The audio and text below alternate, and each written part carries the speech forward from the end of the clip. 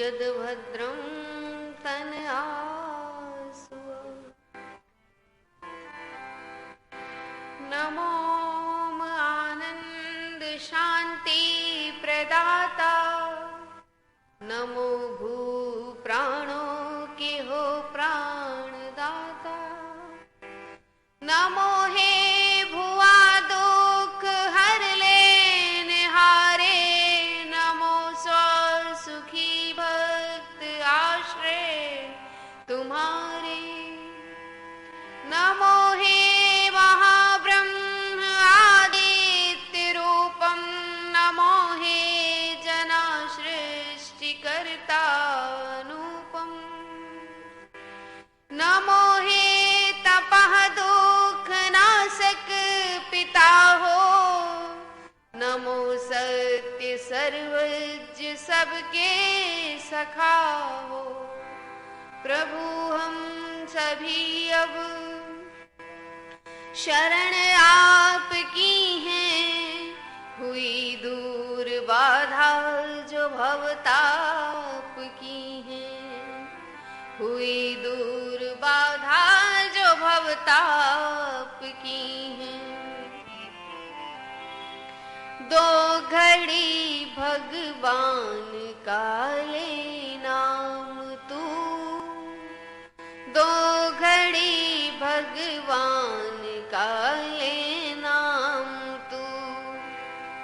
छोड़ कर दुनिया के सारे काम तू, दो घड़ी भगवान का ले नाम तू।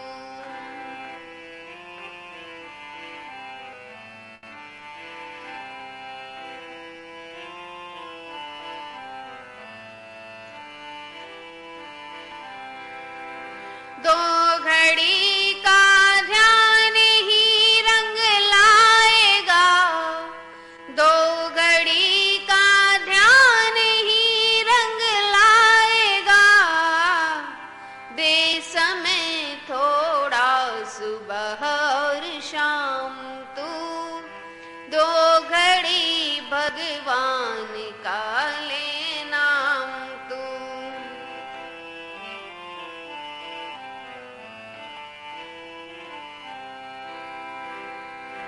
अपने दिल को साफ कर आसन जमा, अपने दिल को साफ कर आसन जमा।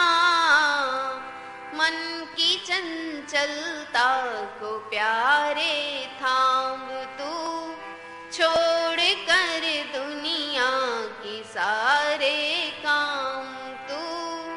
दो घड़ी भगवान का ले नाम तू।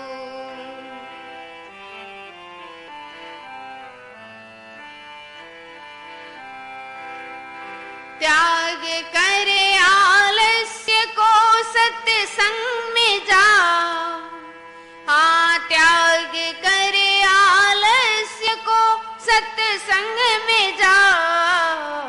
प्रेम रस का भक्त वर पी जाम तू, प्रेम रस का भक्त वर पी जाम तू। दो घड़ी भगवान का ले नाम तू, छोड़ कर दुनिया के सारे काम तू।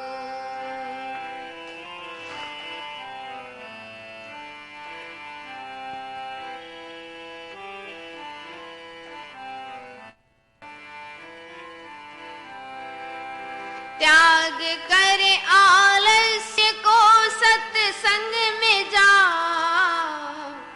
देख तेरे काम की ये चीज है, देख तेरे काम की ये चीज है।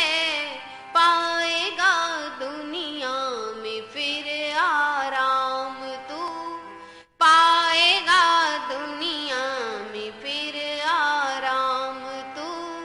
छोड़ कर दुनिया के सारे काम तू, दे समय थोड़ा सुबह और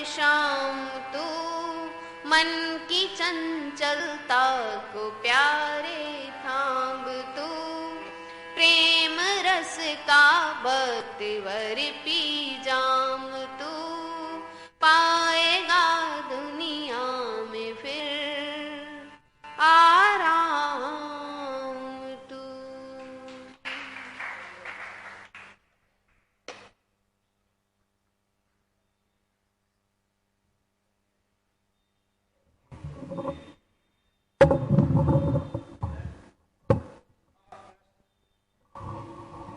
ओम ओम ओम। कमर थोड़ा सीधी करके बैठे। ओम।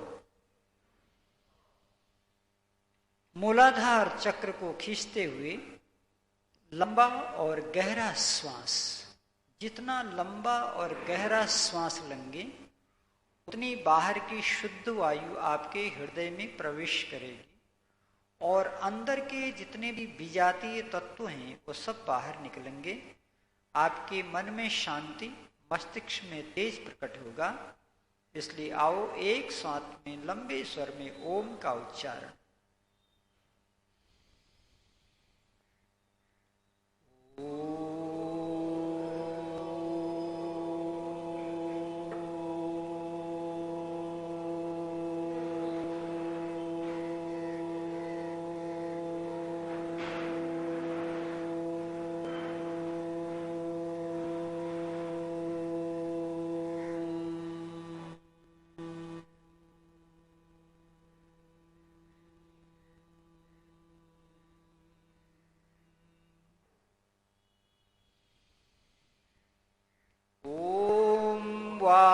वायुरनिलम् अमृतं मथेनं भस्मान्तगुं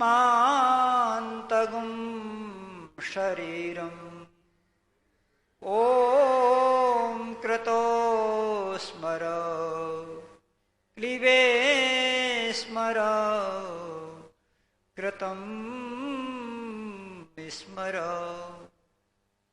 विष का विषधर जब डसे, ओम जड़ी चबा है नाग दमन यह औषधि, बाहर ढूंढन न जा है नाग दमन यह औषधि, बाहर ढूंढन न जा।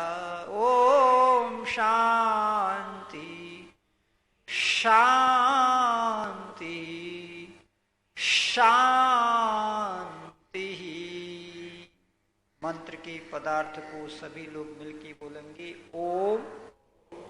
हे सर्वरक्षक परमात्मा, यह वायु जीवात्मा अनिलम ही अमृतम अमर है और इदम यह शरीरम शरीर भस्मान्तगुं नष्ट होने वाला है। ओम कृतो हे कर्मशील जीवात्मा, ओम स्मर ओम का स्मरण कर। क्लीबे स्मर अपने सामर्थ्य को बढ़ा। कृतम स्मर हे जीवात्मा अपने पिछले कर्मों को याद कर। ओम शांति शांति शांति। परमात्मा कह रहे हैं वेद के अंदर कि तुझे 3 प्रकार की शांति मिलेगी अगर तू ओम का स्मरण करेगा तो। कितनी प्रकार की शांति? 3 प्रकार की शांति। आध्यात्मिक शांति, आदि भौतिक शांति और आदि दैविक शांति। ये 3 प्रकार के कष्ट हर जीवात्मा को लगे हुए हैं। पहला है आध्यात्मिक संताप। अब आध्यात्मिक संताप क्या है? सर्दी, जुकाम, बुखार, खांसी होना, पेट दर्द होना, मन का विचलित होना, बुद्धि की जड़ता, अहंकार, ये सारे आध्यात्मिक दुख हैं। कौन से दुख हैं? और ये आध्यात्मिक दुख मनुष्य की अपनी गलती से होती हैं। समझ में आ गया? आध्यात्मिक दुख का कारण क्या है? मानव की अपनी गलती से होती हैं। अब दूसरे हैं आदि भौतिक संताप, आदि भौतिक दुख, जो भौतिक पदार्थों के द्वारा हमें हानि होती है। भौतिक पदार्थों के द्वारा, जैसे बिजली का करंट लग जाना, कुत्ते का काट देना, सर्प का दंश देना, भूकंप, ज्वालामुखी, ये जो हैं भौतिक पदार्थों से जो हमें हानि हो रही है, ठोकर लग जाना, एक्सीडेंट हो जाना, ये भौतिक दुख जो आपको हुआ है ना, ये भौतिक संताप है। तो ये भौतिक संताप है, दूसरों के द्वारा मिला हुआ है नहीं, अपने आप नहीं हुआ, दूसरों के द्वारा मिला। उसमें अपनी भी गलती हो सकती है, दूसरों की भी गलती हो सकती है। अब एक तीसरा है आदि दैविक संताप, जो प्रकृति का प्रकोप है। क्या है? प्रकृति का प्रकोप, अति वृष्टि हो जाना, अनावृष्टि, वर्षा होना ही नहीं, अकाल पड़ जाना, कोरोना जैसी महामारियां आ जाना, ये जो है आदि दैविक है। इसमें सारे मनुष्य समाज का पाप एक साथ आता है। किसका? सारे मानव समाज का पाप। जैसे हमने प्रकृति का खूब दोहन किया, पर्वतों को काट करके अंधाधुंध सड़कें बना दी, जंगल के जंगल साफ कर दिए, ग्लोबल वार्मिंग बढ़ गया, ओजोन परत में छिद्र हो गया। तो इससे जो समष्टि सारे मानव समाज को एक साथ दुख आता है, उसे कहते हैं आदि दैविक संताप। तो वेद कह रहा है अगर इन तीनों संतापों से तुम्हें बचना है, क्योंकि हम प्रत्येक कार्यक्रम के समाप्ति पर जब शांति पाठ करते हैं तो उसके अंत में 3 बार बोलते हैं ओम शांति, ओम शांति, ओम शांति। अभी ब्रह्मा कुमारी वाले लोग हैं ना, वो ओम शांति एक बार ओम शांति, लेकिन वैदिक धर्म में क्या है? 3 बार ओम शांति, ओम शांति, ओम शांति। हे परमेश्वर, हमारे आध्यात्मिक संताप दूर हो जाए, ओम शांति पहला। ओम शांति, हे ईश्वर, हमारे दैविक संपदाएं, दैविक विपदाएं नष्ट हो जाए। तीसरा ओम शांति, हे परमेश्वर, जो आदि भौतिक संताप हैं वो नष्ट हो जाएं। तो इन तीनों संतापों से बचने के लिए वेद ने कहा ओम कृतो अस्मर। तो क्रतो शब्द जीवात्मा के लिए प्रयोग में आता है कि हे कर्मशील जीवात्मा, यानी कि संसार में वही मनुष्य उन्नति को प्राप्त होता है जो कर्मशील होता है, जो पुरुषार्थी होता है, जो कर्म योगी होता है, भोगी नहीं। इसलिए बाबा रामदेव कहते ना, योगी बनो, योगी बनो, योगी बनो रे, भोगी नहीं, रोगी नहीं, योगी बनो रे। 3 प्रकार के लोग हैं संसार में, एक हैं योगी, दूसरे हैं भोगी और तीसरे हैं रोगी। योगियों की संख्या बहुत कम होती है, भोगियों की संख्या अधिक होती है और रोगियों की संख्या उससे भी अधिक होती है। क्यों? क्योंकि रोग का कारण भोग है। रोग का कारण क्या है? अगर कोई भी रोग हमारे शरीर में है, वह यह बता रहा है कि कहीं न कहीं हमने भोग भोगने में अति कर रखी, अतिवाद से। अभी जो डायबिटीज होता है, शुगर होता है, परमात्मा थोड़ी देता है, मनुष्य ही अतिभोग करता है। अनियंत्रित जीवनचर्या, जीवन की कोई शैली नहीं, जीवन शैली। अब पशुओं को परमात्मा ने डायबिटीज होने से रोक रखा है, क्योंकि वो पशु हैं।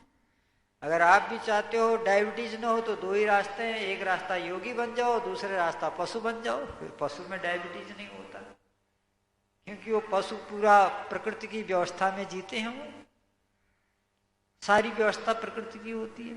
तो इसलिए ओम कृतो स्मरो, तो ओम का स्मरण कर। अब यहां बात ध्यान देने योग्य ये है कि ये ओम का स्मरण का मतलब क्या है? खाली ओम ओम कहें क्या? बोले नहीं, इसका प्रयोगात्मक जीवन अपनाओ, ओम को अपने व्यवहार में ले आओ, अपने आचरण में ले आओ। तो कैसे लाएंगे? तो ऋषियों ने कहा तद जपस तदर्थ भावनम, जब भी तुम ओम का उच्चारण करो तो उसके अर्थ की भावना को सामने ले आओ। भावना क्या है ओम की? हे ईश्वर आप सर्वरक्षक, ये भावना है। जैसे आप ओम का उच्चारण करें तो आपको बताना न पड़े, आपके मस्तिष्क में एक रील चलने लगे, सर्वरक्षक। ओम कहते ही ब्रह्मांड का नायक परमात्मा हमारी हर काल में, हर देश में, हर परिस्थिति में हमारी रक्षा करता है। एक बात और देखिएगा, परमात्मा पक्षपात नहीं करता, वो रक्षा हमारी भी करता है, जो उसके भक्त हैं उनकी भी करता है, जो भक्त नहीं है उनकी भी, लेकिन तरीका अलग अलग है। जो ईश्वर के भक्त हैं उनको पुरस्कार देके रक्षा करता है, और जो ईश्वर को नहीं मानते, ईश्वर की आज्ञा में नहीं चलते, उनको दंड दे करके रक्षा करता है। ईश्वर जब दंड देता है ना, तो उसके दंड में भी उसका आशीर्वाद छिपा हुआ है। क्या छिपा हुआ है? उसी आशीर्वाद को समझने की आवश्यकता है। माता पिता जब भी अपने शिष्य को मारते हैं, थोड़ी देर बच्चा रोता है, फिर माँ के गोद में जाके बैठ के भूल जाता है कि मुझे माँ ने मारा भी था, पिता ने मारा भी था, क्योंकि वो बच्चा जानता है मेरे पिता माता जब भी मुझे डांटेंगे उसमें कहीं न कहीं मेरी भलाई छिपी हुई है। ऐसे जो ईश्वर का भक्त है, वो जब देखता है कि कोई मेरे को शरीर में चोट लग गई या मन मानसिक विकलांगता आ गई, मन उदास हो गया, तो कहीं न कहीं प्रभु मेरे कुछ ऐसे कर्म का फल मुझे दे रहा है और मुझे सावधान होने को कह रहा है। क्या कह रहा है? सावधान होने को कह रहा है। इसलिए उसने कहा मेरे पाप कर्म ही तुझसे प्रीति न करने देते हैं, मेरे पाप कर्म ही तुझसे प्रीति न करने देते हैं, जी चाहता है मिलूं आपसे, रोक मुझे ये लेते हैं, कैसे स्वामी आपका दर्शन पाऊं मैं, दर्शन पाऊं मैं, तेरे दर को छोड़कर किस दर जाऊं, सुनता मेरी कौन है, किसे सुनाऊं मैं, किसे सुनाऊं, तू है नाथ वरों का दाता, तुझसे सब बर पाते हैं, तू है नाथ वरों का दाता, तुझसे सब बर पाते हैं, ऋषि मुनि और योगी सारे तेरे ही गुण गाते हैं, ऋषि मुनि और योगी सारे तेरे ही गुण गाते, अरे छीटा दे दो जान का, छीटा दे दो जान का, तो तर जाऊंगा मैं, तो तर जाऊंगा मैं, तेरे दर को छोड़कर किस दर जाऊं मैं, सुनता मेरी कौन है, किसे, यानी कि संसार हमारी वेदना को सुनता ही नहीं है, अगर सुन भी दिया तो बढ़ा देता है, सुन भी दिया तो बढ़ा देता है। इसलिए महात्मा चाणक्य ने बड़ी सुंदर बात लिखी अर्थशास्त्र के अंदर। महात्मा चाणक्य क्या लिखते हैं? अर्थनाशम मनस्तापम ग्रह विद्वेष भावना वंचनम अपमानम च मतिमानम न प्रकाशयेत। क्या कह रहे हैं आचार्य चाणक्य? अर्थनाशम, मेरा धन चोरी हो गया। क्या? मेरा धन चोरी हो गया। नंबर दो, मेरा धन चोरी हो गया। नंबर 2, मनस्तापम, आज मेरा मन बड़ा उदास है। बेटे ने ऐसा कह दिया, बहू ने ऐसा कह दिया, मित्र ने ऐसा कह दिया। मनस्तापम। ग्रह विद्वेष भावना, अपने घर के लड़ाई झगड़े, घर के क्लेश। अपमानम, किसी ने मेरा अपमान कर दिया। वंचनम, फलाने ने मुझे ठग दिया। ऐसी बातें बुद्धिमान लोग कभी दूसरे को नहीं कहते हैं। मतिमान प्रकाश, जो बुद्धिमान लोग होते हैं इन 6 बातों को कभी किसी को बताते नहीं है। क्यों? क्योंकि सुनता मेरी कौन है, किसे सुनाऊं? तो इन बातों को परमात्मा से कहो। किनसे कहो? तो परमात्मा से कब कहोगे? समाधि में। कब कहेंगे? और समाधि कब लगेगी? ध्यान से। और ध्यान कब होगा? धारणा बनाने से। और धारणा कब होगी? प्रत्याहार, संसार के विषयों से अपने मन को लौटाना। संसार के विषयों से मन कब लौटेगा? प्राणायाम। प्राणायाम करेंगे मन स्ट्रांग होगा, मन मजबूत होगा, मन संकल्पवान होगा। आज हम लोग संकल्प करते हैं, आज झूठ नहीं बोलेंगे, 2 मिनट बाद फिर झूठ बोलते हैं। 2 मिनट पहले क्या कहा था और 2 मिनट के बाद क्या करें, ये दिल मानता नहीं। ये समस्या क्यों? क्योंकि हमारा मन कमजोर हो गया है। मन कमजोर क्यों हुआ? क्योंकि संकल्प शक्ति कमजोर है। तो संकल्प शक्ति कैसे बनती है? प्राणायाम से। कैसे बनती है? इसलिए स्वामी जी महाराज ने कहा सत्यार्थ प्रकाश के अंदर कि प्रत्येक गृहस्थी को कम से कम 3 प्राणायाम प्रतिदिन प्रातः काल और सायंकाल संध्या से पूर्व कर लेना चाहिए। अगर वह ऐसा नहीं करता तो उसका मन कमजोर होगा। अगर मन कमजोर होगा तो संकल्प शक्ति कमजोर होगी, और जिसकी संकल्प शक्ति कमजोर होती है वो दुनिया में कुछ भी नहीं कर सकता है। अगर करने का प्रयास भी करेगा सफल नहीं होगा, वह दुर्योधन हो जाएगा। और दुर्योधन बन के कहेगा जानामि धर्मम न च मे प्रवृत्ति, जानामि अधर्मम न च मे निवृत्ति। इसलिए मन को स्ट्रांग बनाओ। मन स्ट्रांग बनता है प्राणायाम से। मगर प्राणायाम तभी हो पाएगा जब आसन की सिद्धि होगी। किसकी सिद्धि होगी? आसन की। उल्टे सुलटे प्राणायाम करोगे कभी लाभ नहीं होगा। स्थिर आसनम सुखम। आसन क्या है? महर्षि पतंजलि कहते हैं शरीर को बिना हिलाए डुलाए। कैसे?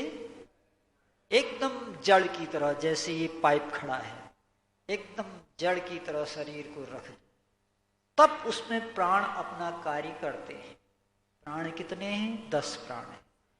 वो 10 प्राण जब आपका शरीर है ना, जो गाड़ी हिलने लगती है तो पैसेंजर भी हिलते हैं। तो पैसेंजर क्या कहते हैं? ड्राइवर ठीक नहीं है, बहुत गाड़ी हिलाता है ड्राइवर, अच्छा ड्राइवर नहीं है। तो जिसका मन स्थिर नहीं होता है उसकी आत्मा भी स्थिर नहीं हो पाती। तो मन को स्थिर करने के लिए प्राणायाम, और प्राणायाम को करने के लिए आसन की सिद्धि। तो इसलिए आसन। अब यहाँ पर महर्षि पतंजलि महाराज कहते हैं कि भाई जो लोग 50-60 साल ऊपर हो गए, ऐसे लोग उस आसन में नहीं बैठ सकते, जैसे पद्मासन या सिद्धासन इत्यादि में। तो वो लोग जिस आसन में बैठना चाहे, आज के जमाने में कहेंगे तो कुर्सी आसन, कौन सा आसन? कुर्सी आसन, चारपाई आसन, बेड आसन, ये सब नए नए आसन है, युग बदल रहे हैं ना। तो इसमें भी माना कुर्सी में बैठे हैं तो कुर्सी में भी आप बार बार कुर्सी हिला रहे हैं, बार बार ना, अब कुर्सी आसन में बैठे हैं तो उसमें स्थिर हो जाओ। बेड आसन, अगर बेड में लेटे हैं तो वहां भी स्थिर हो जाओ।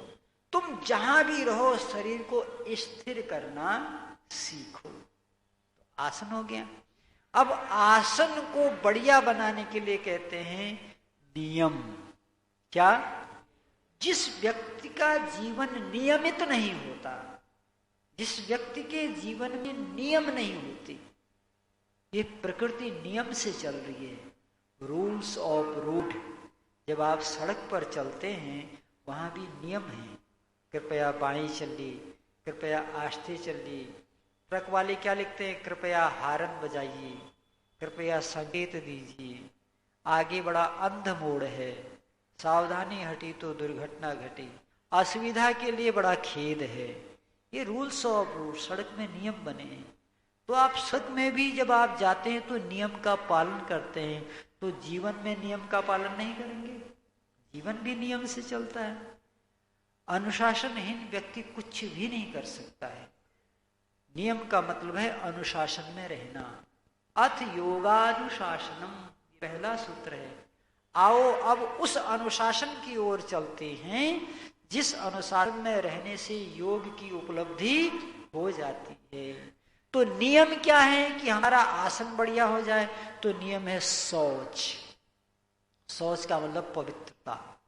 आदमी बाहर से शरीर को स्नान ध्यान इत्यादि करके बाहर की पवित्रता करे और अंदर से करुणा अहिंसा इत्यादि व्यवहारों को लाके मन को भी पवित्र करे और भद्र बोल करके वाणी को भी पवित्र करे। शौच। उसके बाद क्या है? संतोष। संतोष का मतलब क्या है? पुरुषार्थहीन नहीं है। संतोष का मतलब है जो भी आपको पुरुषार्थ से मिल है उसमें मीन मेक मत करो, उसमें मीन मेक मत करो, उसमें क्या क्यों कैसे ये सब मत करो।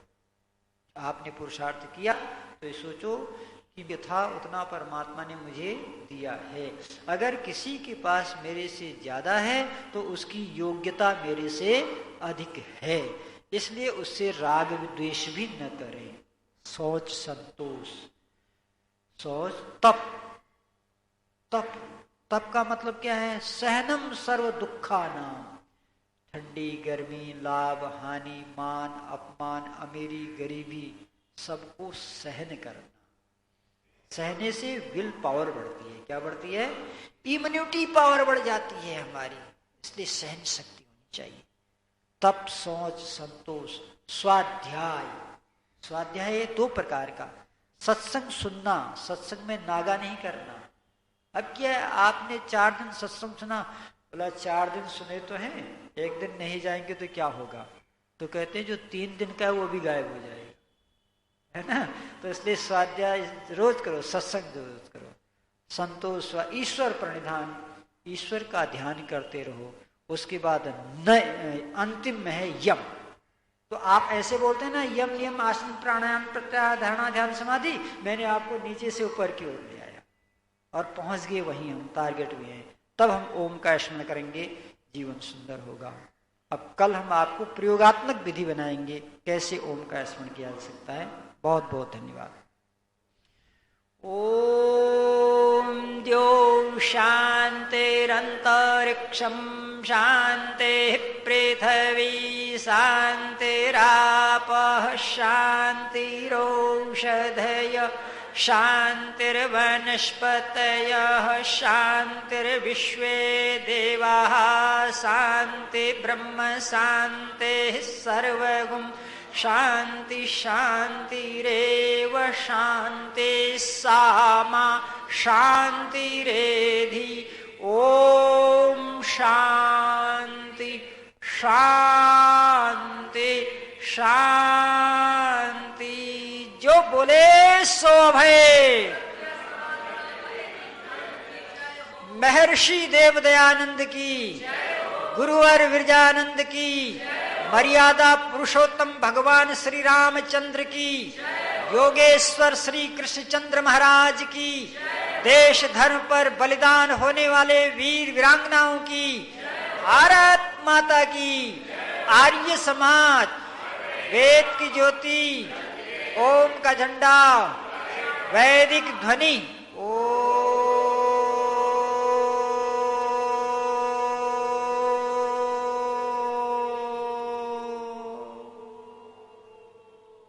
वैदिक अभिवादन।